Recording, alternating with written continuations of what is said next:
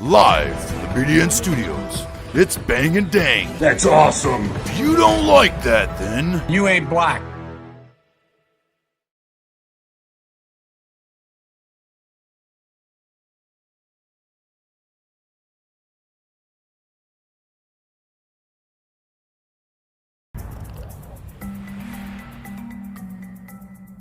Welcome back to Outlaws and Gunslingers with your hosts Bang and Dang. Bang here, Dang over there.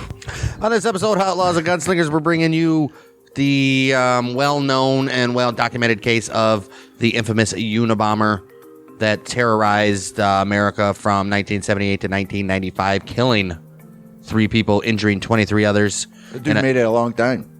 He did. How long did the little bomber and The mail bomber? It was about 20 years, wasn't it? Was it?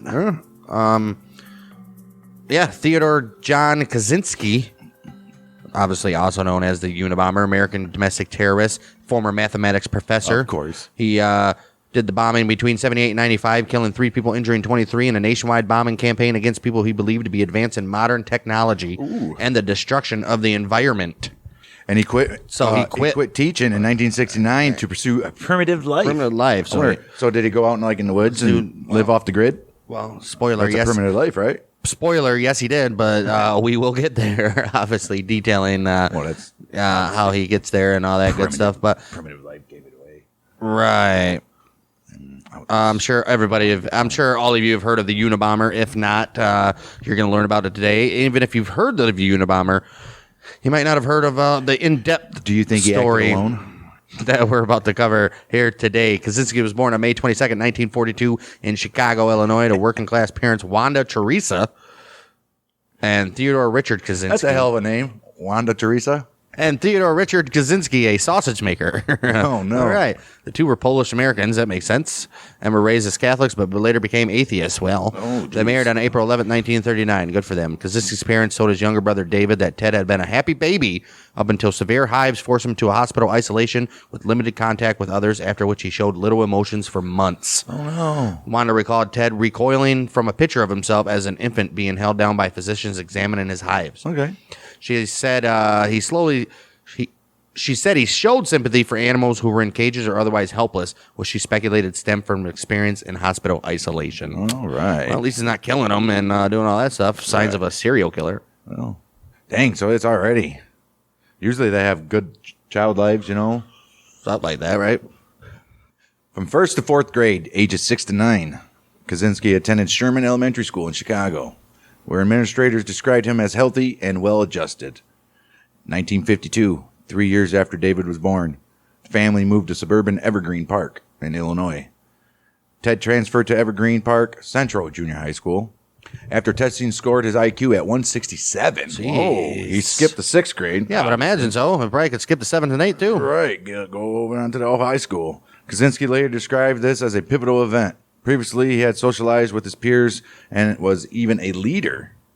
But after skipping ahead of them, he felt he did not fit in with, obviously, that happens a lot. And then they become, that's why I don't really agree with the skipping ahead stuff, man. Just let him dominate his classes until he gets there, right?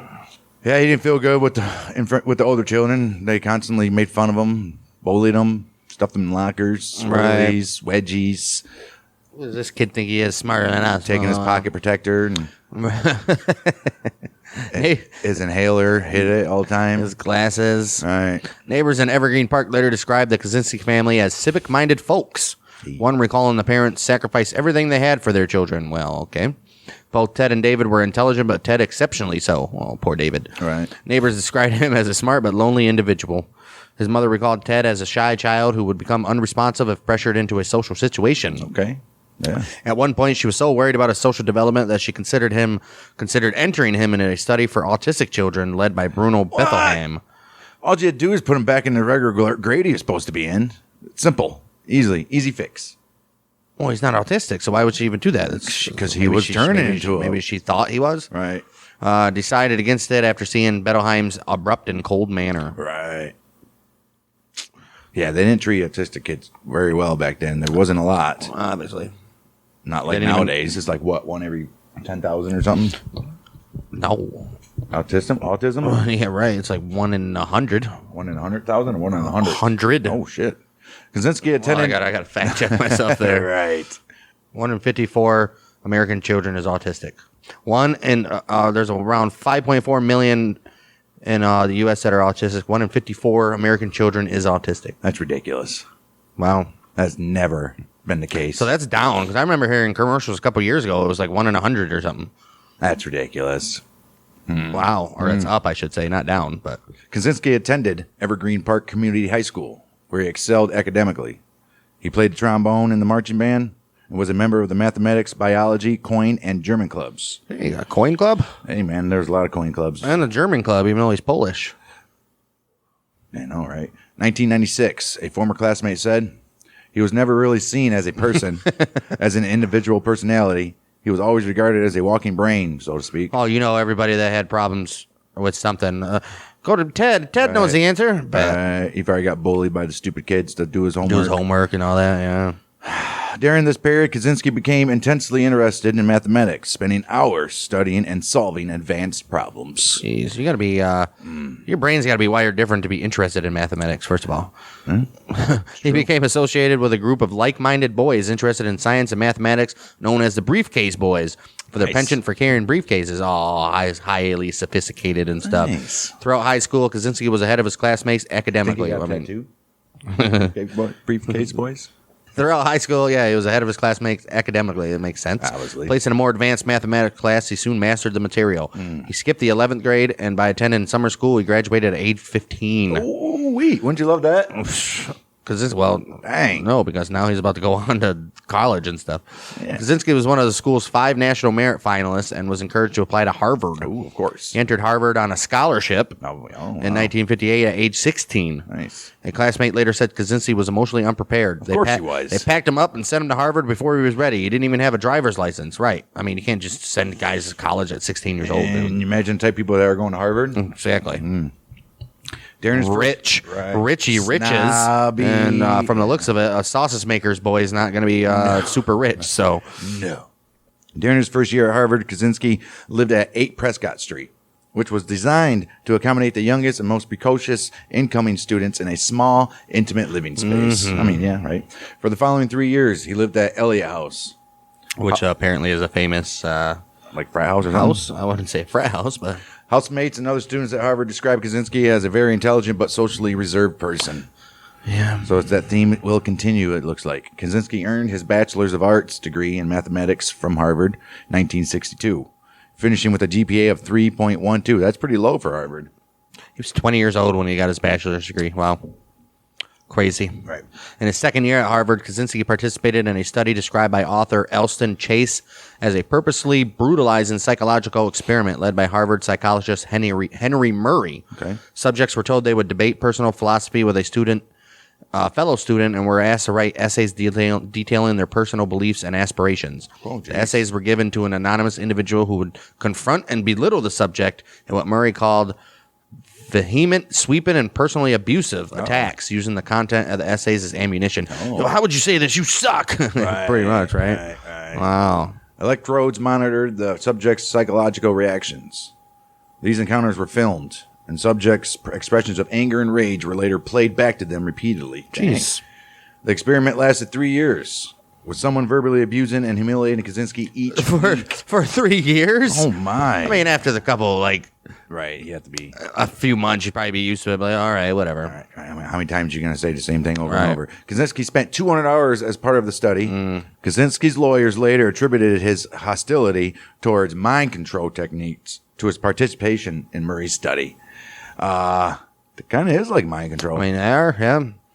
Repeatedly beating down the same thing. Yeah, I mean, that's So is this guy responsible for Teddy's Well, here we go. Here's some conspiracies here. Some sources have suggested that Murray's experience was part of Project MK Ultra, the CIA's research into mind control. They also suggested that this experience may have motivated Kaczynski's criminal activities.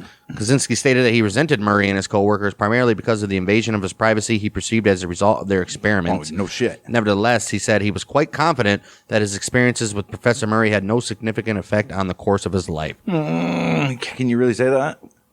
Well, he's confident, I guess. So Well, he went to be assistant professor at UC Berkeley. Nice. apparently, 1962, Kaczynski enrolled at the University of Michigan, where he earned his master's and doctoral degrees in mathematics in 1964 and 1967, respectively. Wow. Michigan was not his first choice for postgraduate education. He had applied to University of California in Berkeley and the University of Chicago, both of which accepted but offered him no teaching position or financial aid. So Michigan offered him an annual grant of $2,310, equivalent to almost $20 today, and a teaching post. Well, good for him. So he gets to go to school and learn more while teaching. Right. Nice. At Michigan, Kaczynski specialized in complex analysis, specifically geometric function theory. Professor Peter Duran said of Kaczynski, he was an unusual person. He was not like the other graduate students. He was much more focused about his work. He had a drive to discover mathematical truth. George Peranian, another of his Michigan mathematics professors, said, "It is not enough to say he was smart." Right. Professor Alan Shields wrote about Kaczynski in a grade evaluation that he was the best man I have seen. Kaczynski received 1 F, 5 Bs, and 12 As in his 18 courses at the university. What was the F? Right. In 2006, he said he had unpleasant memories of Michigan and felt the university had low standards for grading, as evidenced by his relatively high grades. So he's saying he shouldn't have got those higher grades? How is it relatively high? Well, he had 1 F, 5 Bs, and 12 As. If you're smart, you should get 12 As. You should, yeah. Okay, Kaczynski. All right. For a period of 7 weeks in 1966, Kaczynski experienced intense sexual fantasies of being a female. Oh, here we go. He decided to undergo gender transition. Oh, my goodness. He arranged to meet with a psychiatrist, but changed his mind in the waiting room. Did not disclose his reason for making the appointment. Afterwards, enraged, he considered killing the psychiatrist and other people whom he'd hated. Jeez. Oh, no. Now we don't know what he wants. He wants to be a woman. Now he wants to be a serial killer. Right. Jeez, just don't be president next. Come on. Kaczynski described this episode as a major turning point in his life. I assume. He said, "I felt disgusted about what my uncontrolled sexual cravings had almost led me to do. And I felt humiliated. And I violently hated psychiatrists. Just then, there came a major turning point in my life. Okay, yeah. Like a phoenix. Oh, no. I burst from the ashes of my despair to a glorious new hope." A glorious new hope, yeah, which is, we'll see. In 1967, Kaczynski's dissertation, Boundary Functions, won the Sumner B. Myers Prize for Michigan's Best Mathematics Dissertation of the Year. Okay. Alan Shields, his doctoral advisor, called it the best I have ever directed. Dang. And Maxwell Reed, a member of the dissertation committee, said, "I would guess that maybe 10 or 12 men in the country understood or appreciated it." It's crazy. That's how complex and crazy it was. Jordan probably. Peterson. Right. And Well, if he was alive then, but in late 1967, the 25-year-old Kaczynski became an acting assistant professor at the University of California, Berkeley, where he taught mathematics, I would assume. Right. That's what he's going to teach. we taught health. Biology. I mean, I guess he maybe could Could be math and biology, but not. He was in a biology, what do they call them? Group? Club? Biology club in high schools, wasn't he? Was it biology? I think so. Yeah, Yeah, biology. mathematics, biology, coin, and German clubs. Maybe he taught coin club or a coin something, right? September 1968, Kaczynski was appointed assistant professor. A sign that he was on the track for tenure. Oh, getting tenure means Right. he can do and say whatever he wants. His teaching evaluation suggests he was not well liked by his students. He seemed uncomfortable teaching, taught straight from the textbook, and refused to answer questions. Well, that's not a good professor. No, you can't do that. Without any explanation, Kaczynski resigned 30th of June in 1969. The chairman of the mathematics department, J.W. Addison, called it a sudden and an unexpected resignation. I bet it was. After resigning from Berkeley, Kaczynski moved to his parents' home in Lombard, Illinois. Dang, he just left California altogether. 2 years later, in 1971, he moved to a remote cabin he had built outside Lincoln, Montana. Dang, he's going all over the place. Where he could live a simple life with little money and without electricity or running water. Nice. Working odd jobs and receiving significant financial support from his family. Okay. All that time he was collecting salary for being a professor. He didn't save any money. He don't got no money. Kaczynski's original goal was to become self-sufficient so he can live autonomously. He used an old bicycle to get to town. That's good. And a volunteer at the local library said he visited frequently to read classic works in their original languages. Jeez. Other Lincoln residents said later that such a lifestyle was not unusual in this area. Probably. I mean, it's Montana. Recluse, Remoteness. Kaczynski's cabin was described by a census taker in the 1990 census as containing a bed, 2 chairs, storage trunks, a gas stove, and lots of books. Dude, it was a single-room little shed, That's pretty all you much. needed. Started in 1975, Kaczynski performed acts of sabotage, including arson and booby trapping against developments near to his cabin. Oh, he's doing some Dutton stuff, Right, huh? doing some Dutton stuff out there. All right. It is Montana as well. He also dedicated himself to reading about sociology and political philosophy, including the works of Jacques Ellul.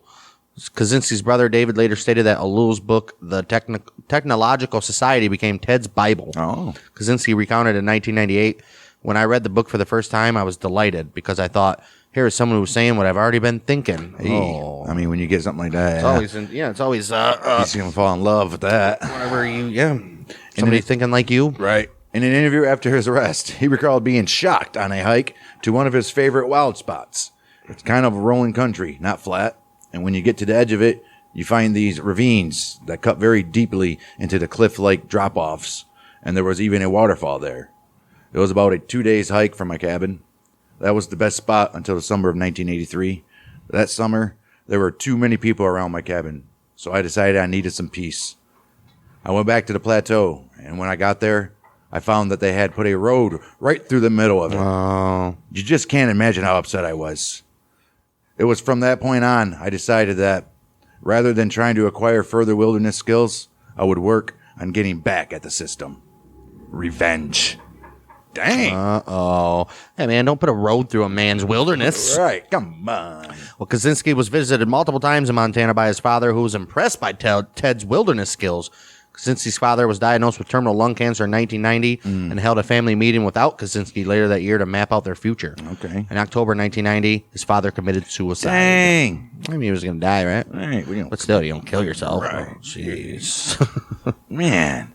Between 1978 and 1995, Kaczynski's mailed or hand-delivered a series of increasingly sophisticated bombs that killed 3 people and injured 23 others. 16 bombs were attributed to Kaczynski. Dang, where was the other ones contributed to? While the bombing devices varied widely through the years, many contained the initials FC, which Kaczynski later said it stood for Freedom Club. He's a Freedom Club. Right. While the bombing devices varied widely through the years, many contained the initials FC. Well, Kaczynski later said that it stood for Freedom Club, which he inscribed on the parts inside. He purposely left misleading clues in the devices and took extreme care in preparing them to avoid leaving fingerprints. Good for him. Fingerprints found on some of the devices did not match those found on the letters attributed to Kaczynski. Jeez, why? Kaczynski's first mail bomb was directed at Buckley Christ, a professor at materials engineering at Northwestern University. Dang. On May 25th, 1978, a package bearing Christ's return address was found in a parking lot at the University of Illinois at Chicago. Uh-oh. The package was returned to Christ, who was suspicious because he had not sent it, so he contacted campus police. Officer Terry Marker opened the package, which exploded and caused minor injuries. Dang. Must not be very powerful bombs, obviously. Right. Kaczynski had returned to Chicago for the May 1978 bombing, stayed there for a time to work with his father and brother at a foam rubber factory. Huh. August 1978, his brother fired him for writing insulting limericks about a female supervisor. Ted had courted briefly. She must not. He's like, this chick don't want me, so guess what? I'm going to embarrass her. All right. Where did he write it? Like on the bathroom stall or something? The supervisor later recalled Kaczynski as intelligent and quiet, but remembered little of their acquaintanceship and firmly denied they had any romantic relationship. No, Kaczynski was just fantasizing. I don't think about nobody said they had a romantic relationship. He Courted. courted her, so he was trying to flirt with her and get her on a date. Right. Kaczynski's second bomb was sent nearly 1 year after the first one, again to Northwestern University. The bomb, concealed inside a cigar box and left on a table, caused minor injuries to graduate student John Harris when he opened it. Shouldn't be so nosy, John Harris. Right. Minor injuries. Does that mean like a little burn on his hand or something? Probably cut something. In 1979, a bomb was placed in the cargo hold of American Airlines Flight 444, a Boeing 727 flying from Chicago to Washington, D.C. A faulty timing mechanism prevented the bomb from exploding, but it released smoke, which caused the pilots to carry out an emergency landing. Nice. Dang, he was about to blow up a plane, Dang. dude. Authorities said it had enough power to obliterate the plane had it exploded. Whoa. Kaczynski sent his next bomb to Percy Wood, who was the president of United Airlines. Oh. Jeez. That's why they call him the Unabomber, by the way. We'll get into that. I'll spoil it for you. As he bombed universities and airlines. The code name was the Unabomb for FBI. So the public started calling him the Unabomber. Kaczynski felt fault. Kaczynski left false clues in most bombs, which he intentionally made hard to find to make them appear more legitimate. Mm-hmm. Clues included metal plates stamped with initials FC, hidden somewhere, usually in the pipe and cap. The pipe end cap. A note left in a bomb that did not detonate, reading, "Woo, it works," but it didn't. "I told you it would. RV." Oh, so he's acting like he had a note to somebody named Woo. Maybe. No, that's exactly what it is. Woo. It's supposed to be a woo. Yeah. It works. I told you it would. RV. I told you it would. RV. And the Eugene O'Neill $1 stamps often used to send his boxes. He sent one bomb embedded in a. Can they think they can track those stamps? I don't think so. I doubt it. Right. Or do stamps have serial numbers? I don't know. He sent one bomb embedded in a copy of Sloan Wilson's novel Ice Brothers. Good for him. The FBI theorized that Kaczynski's crimes involved a theme of nature, trees, and wood. He often included bits of a tree branch and bark in his bombs. His selected targets included Percy Wood and Professor Leroy Wood. Crime writer Robert Graysmith noted his obsession with wood was a large factor in the bombings. He has a large wood obsession. Yes. In 1981, a package that had been discovered in a hallway at the University of Utah was brought to the campus police and was defused by a bomb squad. In May of the following year, a bomb was sent to Patrick C. Fisher, a professor teaching at Vanderbilt. Fisher was on vacation in Puerto Rico at the time, and his secretary, Janet Smith, opened the bomb and received injuries to the face and arms. Ooh. First of all, secretary, why are you opening other people's mail? Right. Get what you deserve. Man, Curiosity killed the secretary. Right. Kaczynski's next. Sorry for the forced comedy there, guys. Forced. Kaczynski's next two bombs targeted people at the University of California, Berkeley. Hey, it's about time. I mean, the people that he really has a gripe. I don't even know if he has a gripe against Berkeley. They gave him everything he wanted. Right. Maybe the kids made fun of him or something. Maybe. The first, in July of 1982, caused serious injuries to engineering professor Diogenes Angelakos. Is that Greek? Diogenes Angelakos. I don't know how to say that name, guys. Diogenes, his first name. Angelakos, last name. Nearly 3 years later, May 1985, John Hauser, I can say that one, a graduate student and captain in the United States Air Force. Oh, no. Lost 4 fingers and vision in one eye. Oh, jeez. Kaczynski handcrafted a bomb from wooden parts. A bomb sent to the Boeing Company in Auburn, Washington, was defused by a bomb squad the following month. November 1985, Professor James McConnell and research assistant Nicholas Sueno were both severely injured after Sueno opened a mail bomb addressed to McConnell. Why are these people opening other people's mail, dude? Hey, would you get that mail and open it up for me? Yeah, I guess. No maybe. problem. No problem. In late 1985, a nail and splinter loaded. Oh, jeez. Oh, no. A splinter loaded bomb placed in the parking lot of his store in Sacramento, California, killed 38-year-old computer store owner Hugh Scruton. Killed. First casualty here. A similar attack against a computer store took place in Salt Lake City on February 20th, 1987. The bomb, disguised as a piece of lumber, injured Gary Wright when he attempted to remove it from the store's parking lot. Jeez. Oh, that is a good thing. Put like a piece of lumber down there and nobody knows there's a bomb inside of it. Right. Jeez. The explosion severed nerves in Wright's left arm and propelled over 200 pieces of shrapnel into his body. Oh, jeez. Jeez, dude. He's getting more a little sophisticated with his bombs here, huh? Right, man. Kaczynski was spotted while planning the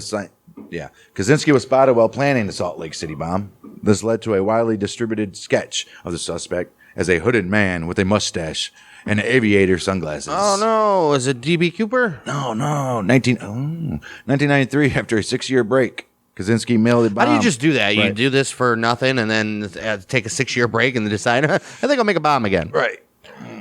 Or do you have to do a lot of research on this? Maybe, yeah. Kaczynski mailed a bomb to the home of Charles Epstein from the University of California, San Francisco. Epstein lost several fingers upon opening the package. In the same weekend, Kaczynski mailed a bomb to David Gallanter, a computer science professor at Yale. Gallanter lost sight in one eye, hearing in one ear, and a portion of his right hand. Oh, jeez, dude. In 1994, Burson Marsteller executive Thomas Mosser was killed after opening a bomb sent to his home in New Jersey.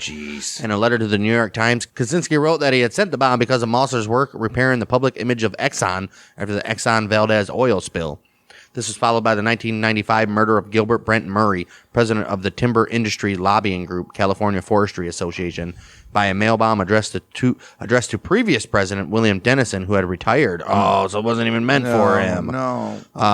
Geneticist Philip Sharp at the Massachusetts Institute of Technology, MIT, received a threatening letter shortly afterward. Okay. In all, he sent a bunch of bombs. A lot. His first bomb being May 25th, 1978 to Northwest University. May 9th, 1979, November 15th, 1979 on the American Airlines flight. June 10th, 1980. October 8th, 1981, University of Utah. Vanderbilt University got one. May 5th, 1982. July 2nd, 1982, the University of California, Berkeley got one. May 15th, 1985, sent to John Hauser. He lost some fingers. The Boeing Company in Auburn sent one in June 13th, 1985. November 15th, 1985, University of Michigan got one. And then another one was Nicholas Suino, the one that had burns and shrapnel wounds.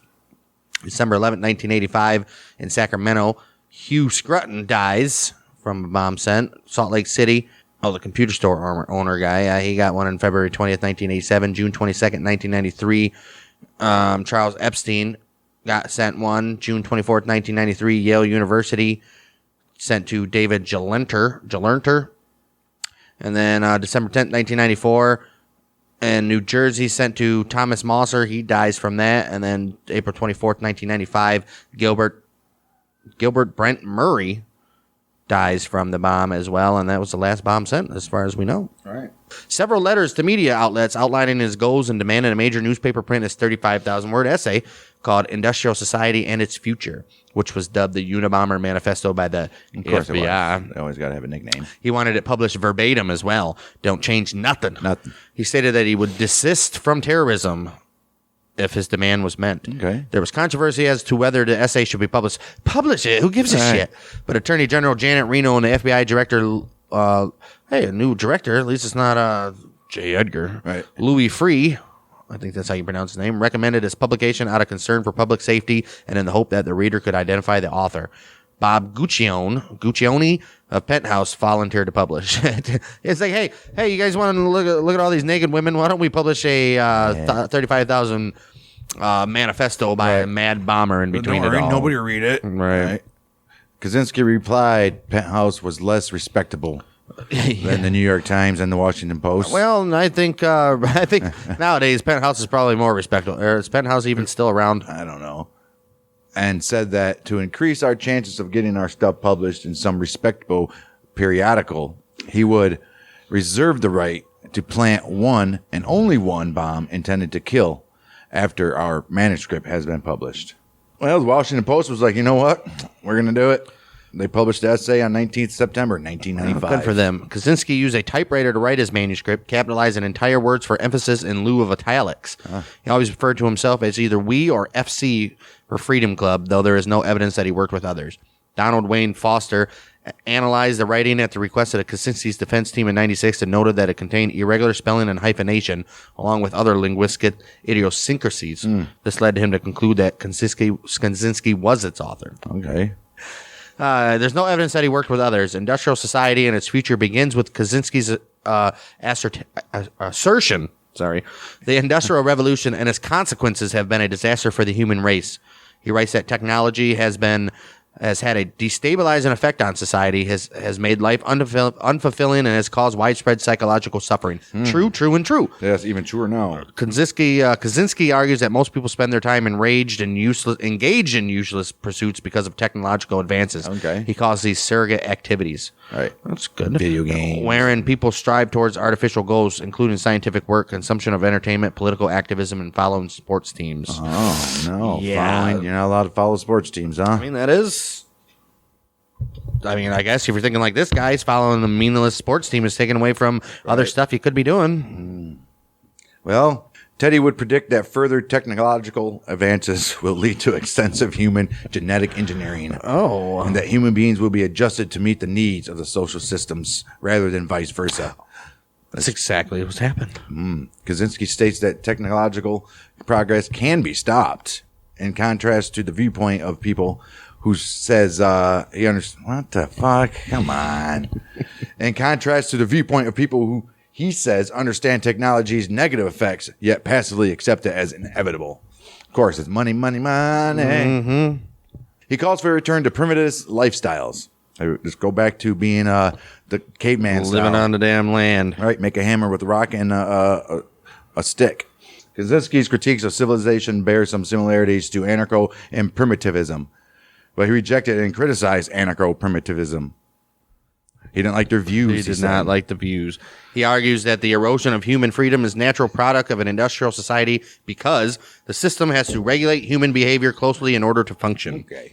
And that reform of the system is possible as drastic changes to it would not be implemented because of their disruption of the system. Okay. He states that the system has not fully achieved control over all human behavior and is in the midst of a struggle to gain that control. They are. Fast forward, what was this, 95? Yeah. Fast forward 20 years, 25 years, and it's control of the system. Crazy. Kaczynski predicts that the system will break down if it cannot achieve significant control, and that is likely the issue will be decided within the next 40 to 100 years. Ooh, we're getting there. He states that the task of those who oppose industrial society is to promote stress within and upon the society and to propagate anti-technology ideology. Right. One that offers the counter-ideal of nature. Kaczynski goes on to say that a revolution will be only possible when industrial society is sufficiently unstable. Here's where the canceling comes. Oh, no. A significant portion of the document is dedicated to discussing left-wing politics. Kaczynski attributing many of society's issues to leftists. He defines leftists as mainly socialists, collectivists, politically correct types, feminists, gay, disability activists, animal rights activists, and of such that likes. True. Pretty accurate description of the leftists. He believes that over-socialization and feelings of inferiority primarily drive leftism. Inferiority? Yeah. And derides it as one of the most widespread manifestations of the craziness of our world. Dude, how is this guy so right in 1995? Kaczynski adds... Now we're going to hear it. Oh, these guys are Unabomber sympathizers. Well, they're just agreeing with what his description of the leftists are. Right. Kaczynski adds that the type of movement he envisions must be anti-leftist and refrain from collaboration with leftists, as in his view, leftism is the long run inconsistent with wild nature, with human freedom, and with the elimination of modern technology. I mean, you really can't just discredit them altogether. I mean, you got to work with them. Who is compromise. Silicon Valley, where all this technology is coming from? YouTube, Twitter, all that shit. Who are those people? Yeah, it's true. Lefties. Yeah. They're the ones that are making these big technological shit. That's true. So he didn't even know this then. Nothing like this is even happening that's happening now, and he's already saying this. Sure, it was. Bill Gates is already dominating shit. He also criticizes... that's you. He also criticizes conservatives, describing them as fools who whine about the decay of traditional values, yet enthusiastically support technological process and economic growth. These things, he argues, have led to this decay. He's not wrong there either. Wow. James, spot on of the old rhinos. Sure was. James Q. Wilson, a 1998 New York Times op-ed, wrote, "If it is the work of a madman, then the writings of many political philosophers, Jean-Jacques Rousseau, Tom Paine, Karl Marx, are scarcely more sane. Huh. The Unabomber does not like socialization, technology, leftist political causes, or conservative attitudes. Nope. Apart from his call for an an unspecified revolution. His paper resembles something that a very good graduate student might have written. Oh, so now he's calling him. He's a very good graduate student. Right. Well, he's trashing his intelligence pretty much. A fellow alumnus of Harvard in 2000 for The Atlantic wrote that it is true that many believe Kaczynski was insane because they needed to believe it. They needed to believe it because they thought he was insane. But the truly disturbing aspect of Kaczynski and his ideas is not that they are so foreign, but they are so familiar. That's what it is. You get called crazy because you're speaking the truth that everybody else is thinking. Right? He argued that we need to see Kaczynski as exceptional, madman, or genius because the alternative is so much more frightening. University of Michigan Dearborn philosophy professor David Scribina helped to compile Kaczynski's work into the 2010 anthology Technological Slavery, including the original manifesto, letters between Scribina and Kaczynski, and other essays. Kaczynski updated his 1995 manifesto as Anti-Tech Revolution, Why and How, to address advances in computers and the internet. He advocates practicing other types of protest and make no mention of violence. According to a 2021 study, Kaczynski's manifesto is a synthesis of ideas from three well-known academics: French philosopher Jacques Ellul, British zoologist Desmond Morris, and American psychologist Martin Seligman. Okay, so he's listening to those guys and forming his opinion off of that, right? Well, because of the material used to make the mail bombs, U.S. postal inspectors who initially had responsibility for the case labeled the suspect junkyard bomber.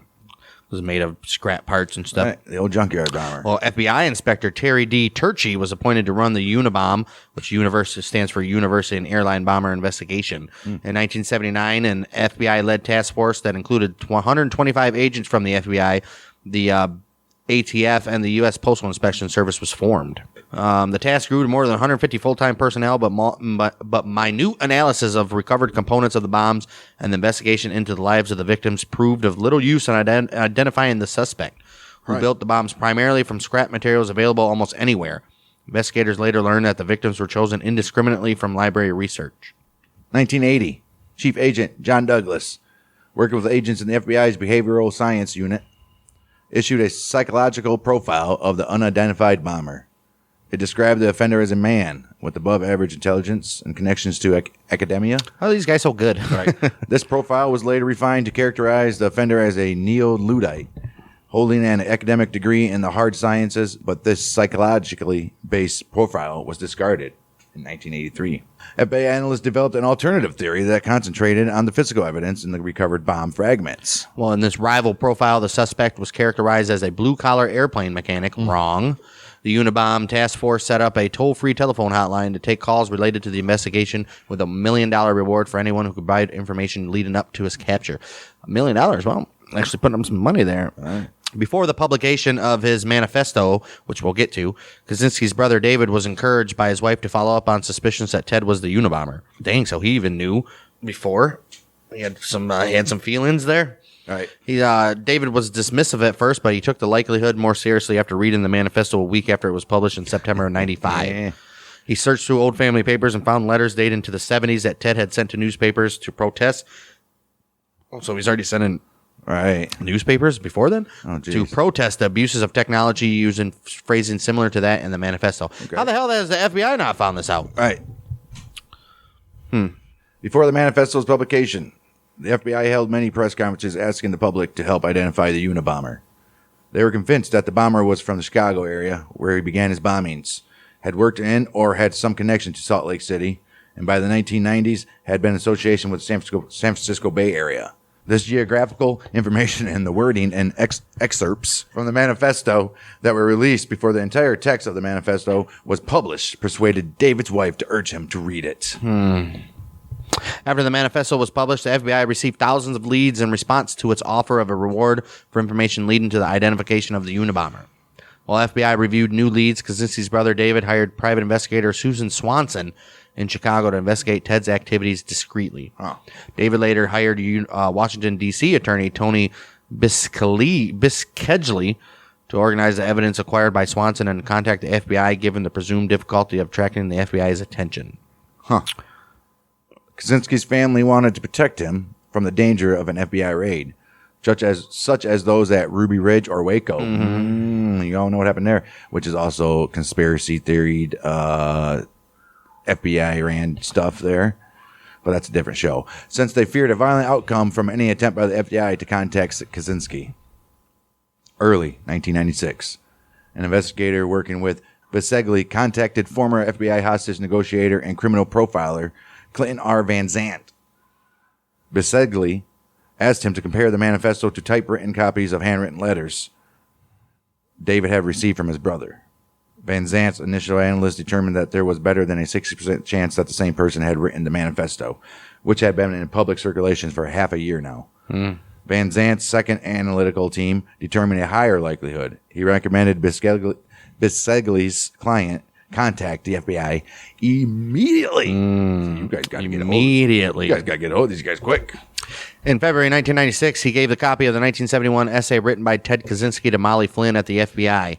She forwarded the essay to San Francisco-based task force. FBI profiler James R. Fitzgerald recognized similarities in the writings using linguistic analysis and determined that the author of the essays and the manifesto was almost certainly the same person. Ooh. Combined with facts gleaned from the bombings and Kaczynski's life, the analysis provided the basis for an affidavit signed by Terry Turchi, the head of the entire investigation, in support of the application for a search warrant. Got to get that search warrant. David Kaczynski had tried to remain anonymous, but he was soon identified.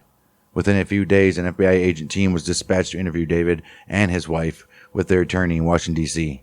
At this and subsequent meetings, David provided letters written by his brother in their original envelopes, allowing the FBI task force to use the postmark dates to add more detail to their timeline of Ted's activities. Oh, what a shitty brother. Right. David had developed a respectful relationship with behavioral analyst Special Agent Kathleen M. Puckett. He's married, who he met many times in Washington, D.C., Texas. Respectful relationship. What do you think they're meaning? He respectfully banged her brains out? Right. Whom he met many times in Washington, Texas, Chicago, Schenectady, New York. Schenectady, New York, over the nearly 2 months before the federal search warrant was served on Kaczynski's cabin. Yeah. David had once admired and emulated his brother, but had since left the survivalist lifestyle behind. Right. He had received assurances from the FBI that he would remain anonymous and that his brother would not learn who had turned him in. But his identity was leaked to CBS News in early April 1996. That's bullshit. Because these guys are idiots, Right, dude. The they're FBI sucks. Yeah, CBS anchorman Dan Rather called FBI director Louis Freeh, who requested 24 hours before CBS broke the story on the evening news. You have to. At least he called him. It was like, hey, man, we want you to know you should probably take care of this guy because he's about to be plastered everywhere. Right. It's good for them, I guess. Right. The FBI scrambled to finish the search warrant. And had they didn't even have the search warrant yet. No. The CBS knew. They were gonna cover the news thing before they even had the warrant out to go get them. That's why the news sucks, dude. Right. Idiots. So the FBI scrambling to finish the search warrant and have it issued by the federal judge in Montana. Afterwards, the FBI conducted an internal leak investigation, but the source of the leak was never identified. Oh, they knew exactly who did it. Exactly. There was a guy actually doing the investigation. Right. He was the lead of the internal leak investigation. He's like, no, nothing here. Nothing. Don't know who this guy is. FBI officials were unanimous. We're not unanimous in identifying Ted as the author of the manifesto. The search warrant noted that several experts believed the manifesto had been written by another individual. That was even on the search warrant? Right. Well, this might be our guy, but we never know. FBI agents arrested an unkempt Kaczynski at his cabin on April 3rd, 1996. A search revealed a cache of bomb components, 40,000 handwritten journal pages that included bomb-making experiments, descriptions of the Unabomber crimes, and one live bomb ready for mailing. Oh, jeez. They also found what appeared to be the original... Why would he keep it in his house, dude? That'd be like putting that about 200 feet away or something. They also found what appeared to be the original type manuscript for Industrial Society and its future. By this point, the Unabomber had been the target of the most expensive investigation in FBI history at the time. Jeez, oh, Pete. A 2000 report by the United States Commission of the Advancement of Federal Law Enforcement stated that the task force had spent over $50 million throughout the course of the investigation. $50 million. I mean, it's like a 30-year investigation. Right.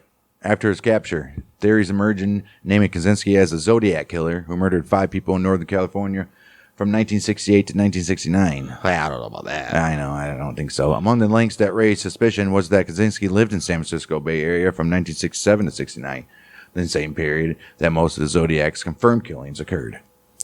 That both individuals were highly intelligent with an interest in bombs and codes, and that both wrote letters to newspapers demanding the publication of their works with the threat of continued violence if the demand was not met. Interesting. Wait, how many times did Kaczynski do this with the letters? Just the one time that his manifesto was published. Right, so. But he did write letters demanding change, right? So who knows? Yet Kaczynski's whereabouts cannot be verified for all of the killings. Since the gun and knife murders committed by the Zodiac Killer differed from his bombings, obviously, authorities did not pursue him as a suspect. Robert Graysmith, author of the 1986 book Zodiac, said the similarities are fascinating but purely coincidental, I would say as well. He's definitely not the type to butcher somebody to death. He'll blow them up from long distances away, but not butcher them. The early hunt for the Unabomber portrayed a perpetrator far different from the eventual suspect. Kaczynski consistently uses we and our throughout his manifesto. At one point, 93, investigators sought an individual whose first name was Nathan because the name was imprinted on the envelope of the letter sent to the media. Purposely, obviously. Right. When authorities presented the case to the public, they denied that there was ever anyone other than Kaczynski involved in the crimes. Sure. First of all, the FBI went through every database with the name Nathan. Dude, if you were Nathan and you were born in like an adult, or at least in 1993, you got everything about your life looked at. Right. Especially if you're in the San Francisco Bay Area. That area, right.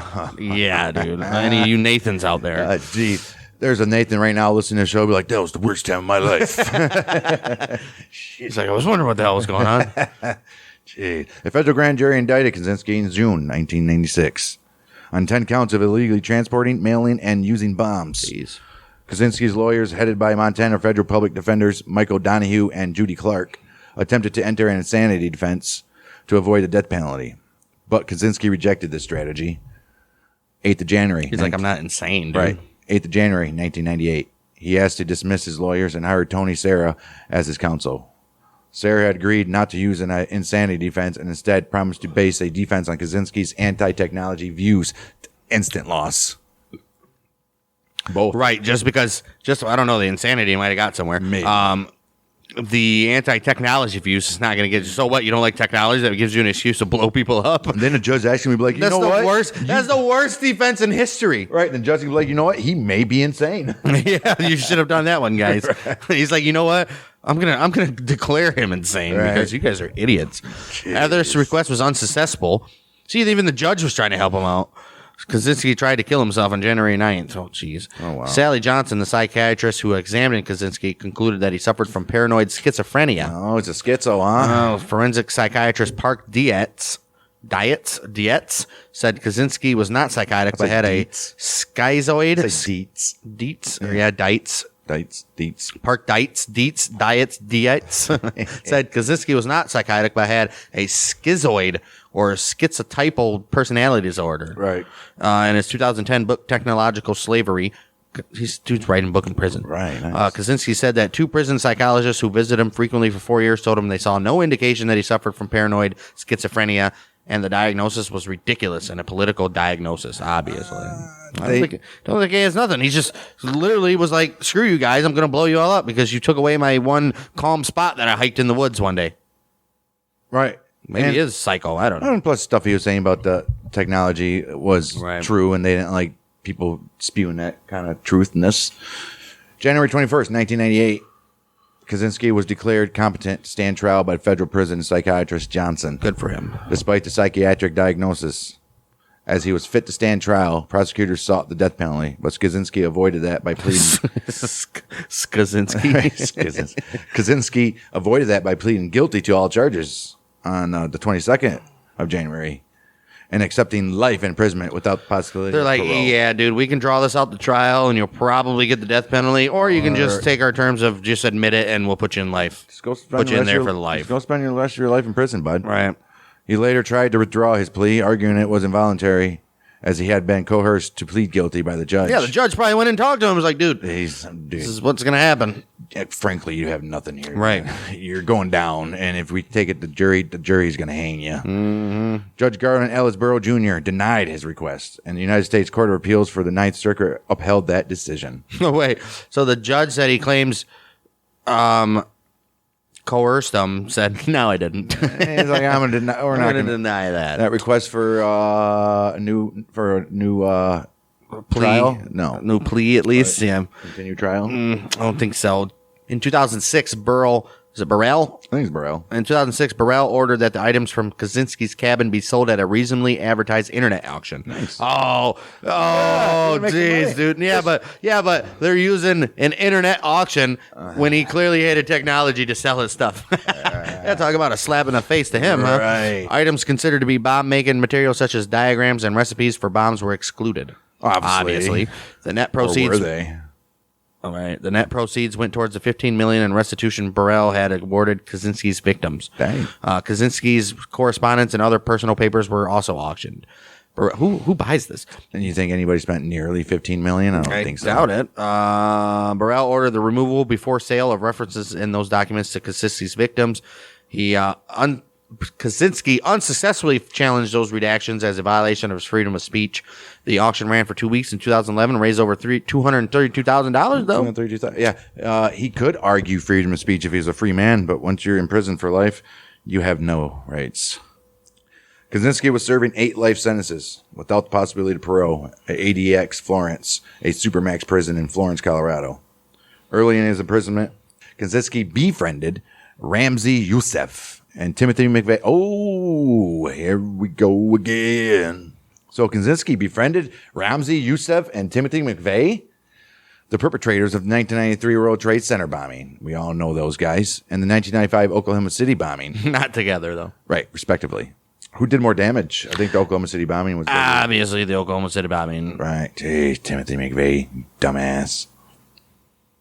The trio discussed religion and politics and formed a friendship which lasted until McVeigh's execution in 2001. 2012, Kaczynski responded to the Harvard Alumni Association's directory inquiry for the 15th reunion of the class of 1962. 50th. Yeah, 50th, 15th. I'm like, dang, long 15 years. He listed the occupation as prisoner and his 8 life sentences as awards. What awards did you have? Well, I got 8 life sentences at the ADX Florence Supermax prison in Florence, baby. Colorado. Look at me. Suck on it. On December 14th, 2021, 79-year-old Kaczynski was transferred from the Supermax prison in Florence to the Federal Medical Center in Butner, North Carolina for health reasons. Prison staff have not disclosed a precise reason for this transfer. Right. The U.S. government seized Kaczynski's cabin, which they put on display at the museum in Washington, D.C. until late 2019 before it was transferred to a nearby FBI museum. These guys are like gloating about their crimes. That's retarded.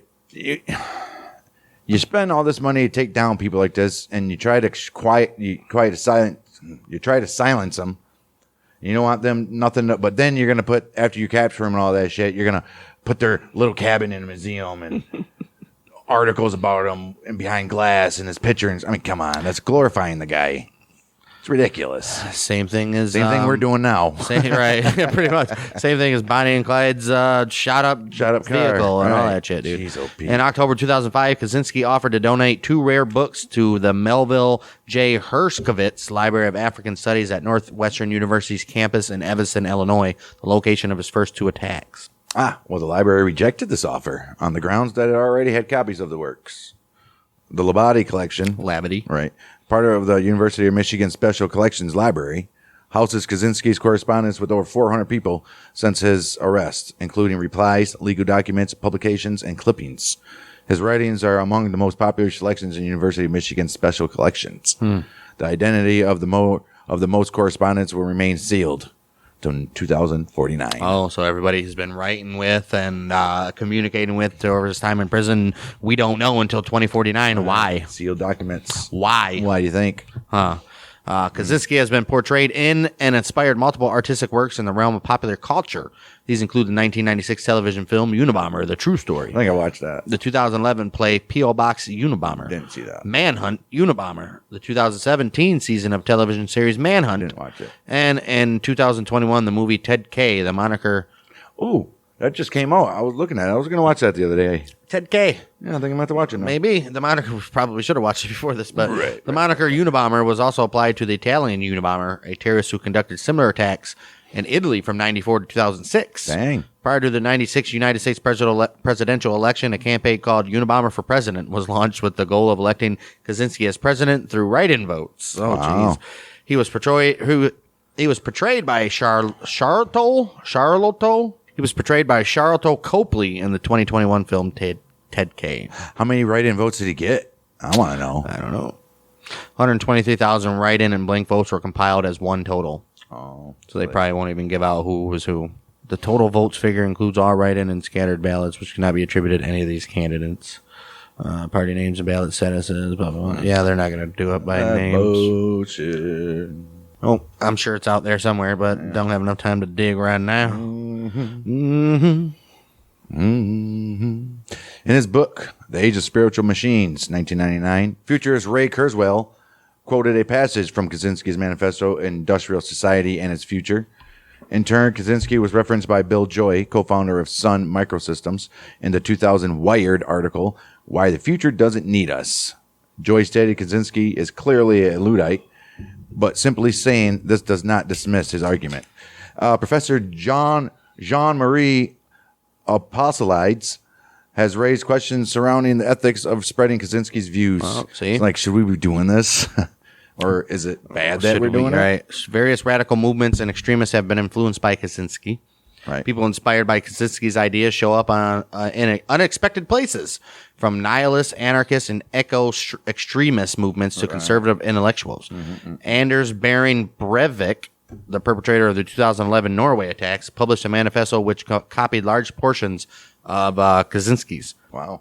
With certain terms substituted, replacing leftists with cultural Marxists and multiculturalists. What's the difference? What's the difference? What's the difference? Over 20 years after Kaczynski's imprisonment, his views have inspired an online community of primitivists and neo-Luddites.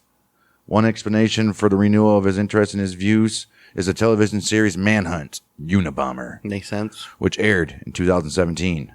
Kaczynski is also frequently referred to by eco-fascism online. Although some militant fascist and neo-Nazi groups idolize him, Kaczynski described fascism in his manifesto as a kook ideology and Nazism as evil. Yeah, I would assume he would, right?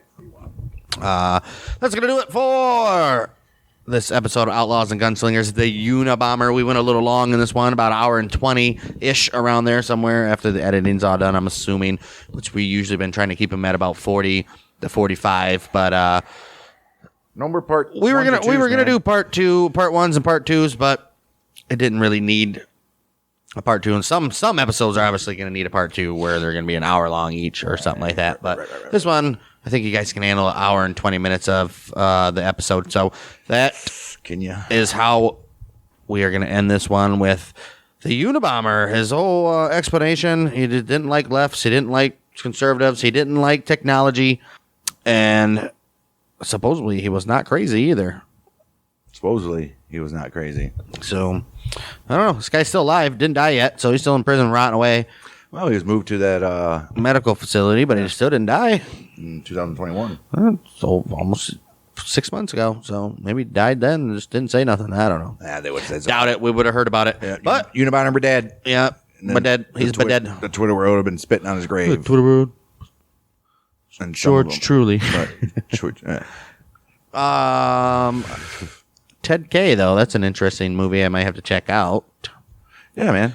Just came out, guys. Check it out yourselves. Yeah, well, maybe. With that being said, we will be back next week for who knows, but we will be back next week regardless.